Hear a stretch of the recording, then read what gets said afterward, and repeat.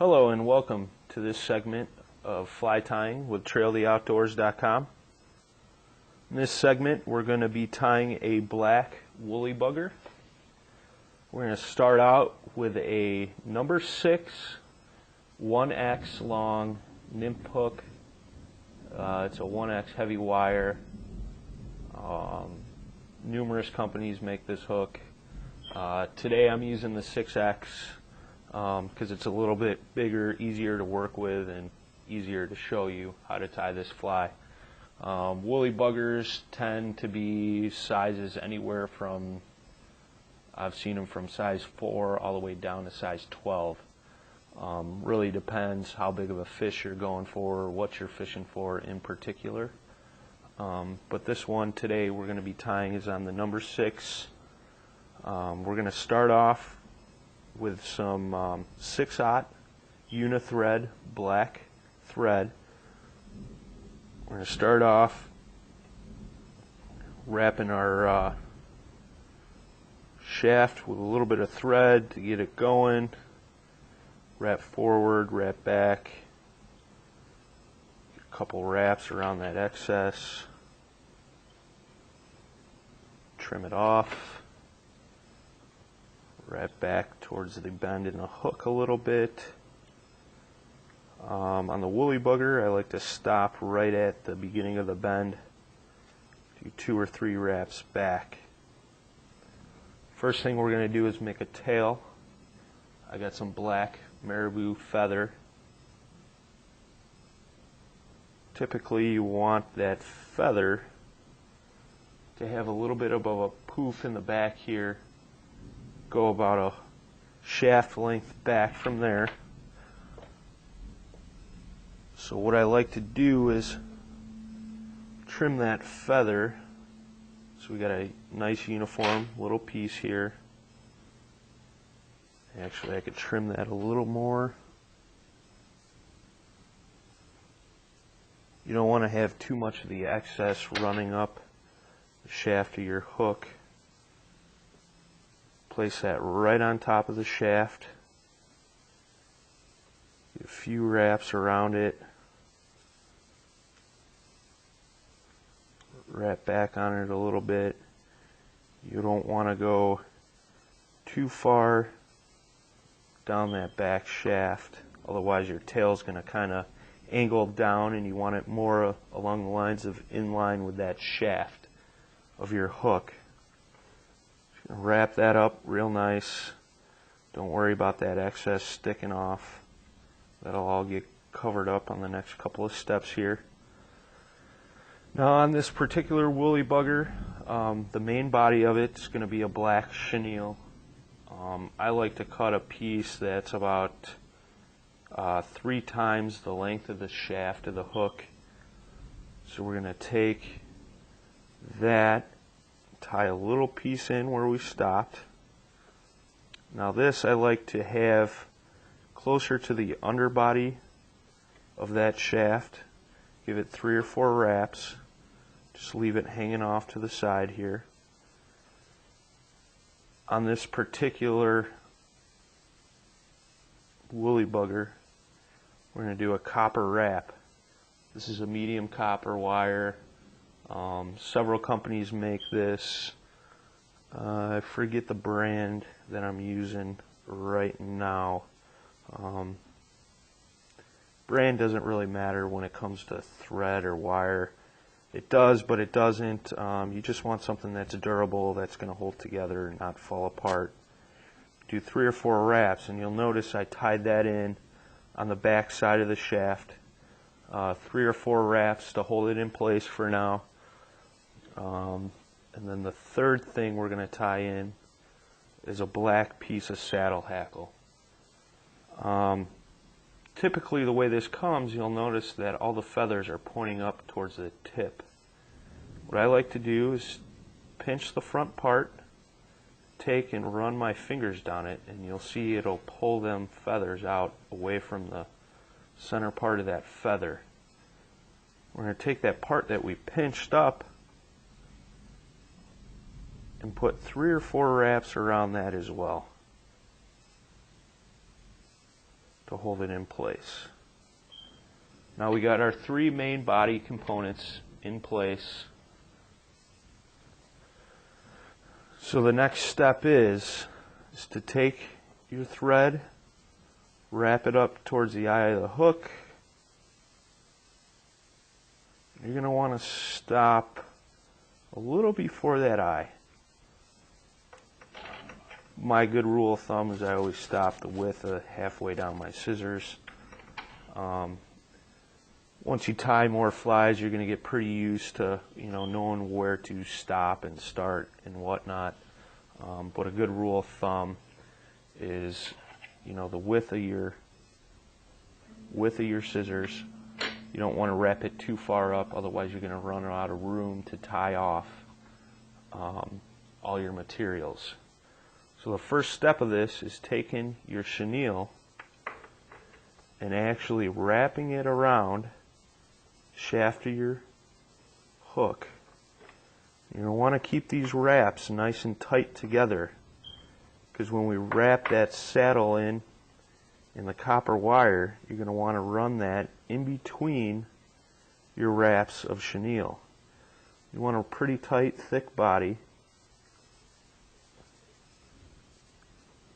Continue wrapping. I like to take my two fingers and pull it back so that way I know it's nice and tight together. You don't want that stuff spreading out when you're in a stream. That'll just become a pain, having to tie and retie a new fly on. Just continue to wrap that around until you get up towards the front here. Now you see I'm at my thread. I'm going to wrap that around, bring it around the front side of my thread, and I'm going to hold it with this finger. Do one wrap, pull it nice and tight, two wraps, and then I'm going to snip this excess chenille off. Get that out of our way. Do one or two more wraps, just to hold that in place nice and tight. Now our next step is going to be to wrap this copper wire. Like I had mentioned, we're going to try to keep that copper wire in between the wraps of the chenille. It ends up giving that fly a nice bolder look. Gives the fly a little bit of flash, not too much. And when we originally tied this copper in, remember we tied it on the back half of the shaft. So is what we're going to do is wrap it around the same way we're wrapping everything else. And you want to keep these wraps on the copper pretty consistent. You don't want, two wraps bunched up. You want to keep them the same distance apart. When you first start tying this fly, it'll be a little challenging, it'll seem, to get them consistent, but if you can get it to ride in between those chenille wraps, it'll come together pretty easy. You won't have to gauge the distance between the wraps. We're going to do the same thing like we did with the chenille when we get up to our thread. Wrap back around it, and then up in front of it. We're going to take our thread, do 2 or 3 wraps to hold that in place. Snip the excess. Some guys will like to bend that wire back and forth to get it to snap off because they say it dulls their scissors up a little bit, which technically I guess it does.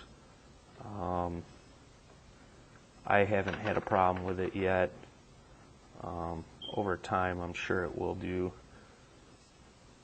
the same thing and dull it up a bit.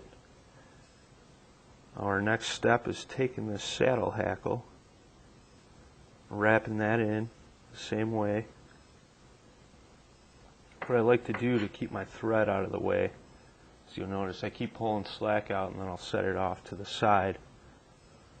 So that way it's out of my way when I make these wraps with the hackle and the copper. When you're wrapping these, you'll notice I keep pulling this marabou back so it stays out of the saddle. So that way it's not pulling that marabou up into your fly. You're going to wrap this right around with that copper. And you'll notice as you wrap it, it's going to give that bugger a hairy body sticking off. They make all different sizes of hackle. I believe this particular hackle I'm using here is in a larger style. I like my buggers to have quite a bit of hair coming off of them. Makes it a little bit more attractive for the fish. You can always trim it if you buy just a large size, which a lot of guys will do, is just buy a large size hackle and trim it after they're done with the fly down to the length that they feel comfortable with. It all depends on personal preference, where you're fishing. Obviously, different parts of the world, fish are going to tend to like a little bit bigger hackles. Some will like thinner. It all depends on where you're fishing. Here in the Midwest of the United States, I do pretty well with the larger hackle. Do 2 or 3 wraps. Trim the excess of that hackle feather off. Pull any loose feathers out. I like to trim this back a little bit up by the head. Some guys will throw bead heads on their buggers. Some will leave them, just the hair and the chenille in the front.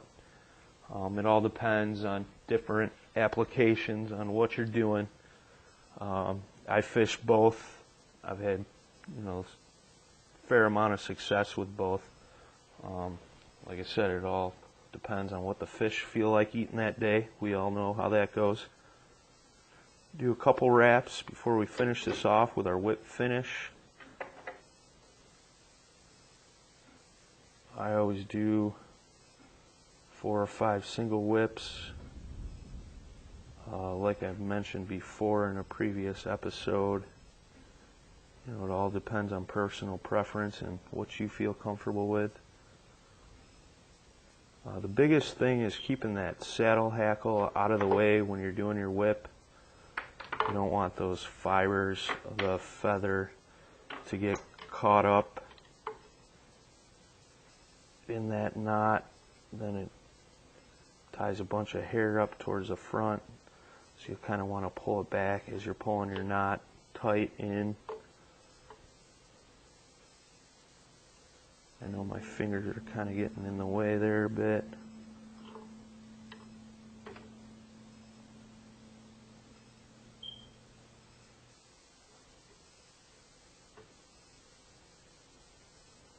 Do 4 or 5 of these, get it nice and tight. That way we know it's going to last. Keep it together. Dab our glue on. You don't have to overdo it with this fly. I use this water-based fly head cement.